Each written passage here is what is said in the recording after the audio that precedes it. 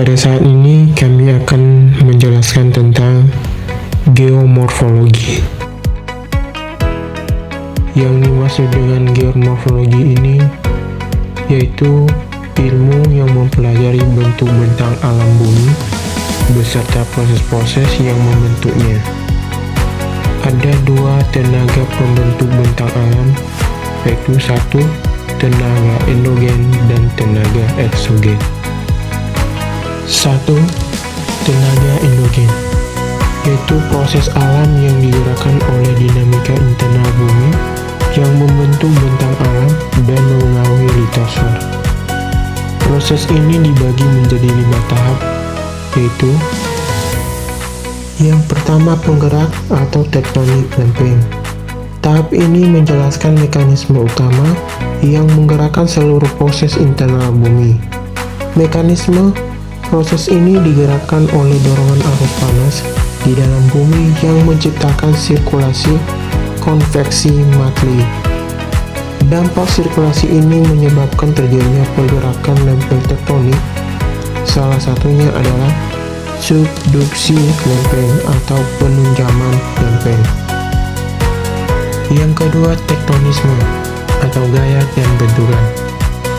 Pergerakan lempeng menghasilkan gaya tektonik yang mengubah struktur permukaan bumi menjadi dua bentukan utama: patahan atau faulting, retakan pada kulit bumi akibat tekanan dinamik; lipatan atau folding, gelombang pada batuan akibat tekanan lateral. Yang ketiga, vulkanisme atau aktivitas magma. Pergerakan tektonik memicu aktivitas magma dari dalam mantan bumi menuju ke permukaan. Intrusi magma, pergerakan magma yang hanya menyusup di bawah permukaan kulit bumi. Erupsi gunung api, magma yang berhasil keluar ke permukaan bumi. Yang keempat, gempa bumi atau pelepasan energi. Aktivitas tektonik dan vulkanisme menyebabkan akumulasi tegangan batuan yang sewaktu-waktu akan terlepas. Proses terjadi pelepasan tegangan batuan yang menghasilkan gelombang seismik atau gelombang LPS. Titik pusat gempa dianalisis berdasarkan hipocentrum, pusat gempa di dalam bumi, dan epicentrum, pusat gempa di permukaan bumi. Yang kelima, metamorfisme atau perubahan batuan. Akibat dari kombinasi tekanan dan suhu tinggi, batuan mengalami perubahan bentuk dan sifat fisik kimia menjadi batuan metamorf. Metamorfisme regional terjadi pada area yang luas akibat tekanan tektonik. Metamorfisme kontak terjadi akibat kontak langsung dengan panas magma. Tenaga eksogen, yaitu siklus pelapukan, erosi hingga sedimentasi yang mengubah bentuk permukaan bumi. Proses ini digambarkan mengalir secara berurutan dari wilayah pegunungan atau hulu hingga ke laut atau hilir melalui 5 tahap utama.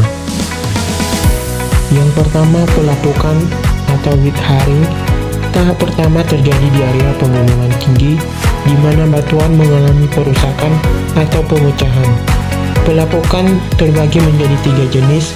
Pelapukan mekanik terjadi akibat faktor fisik dengan air yang membeku di celah batuan sehingga memecah batuan tersebut. Pelapukan kimia terjadi karena adanya reaksi kimia seperti asam yang melarutkan batuan.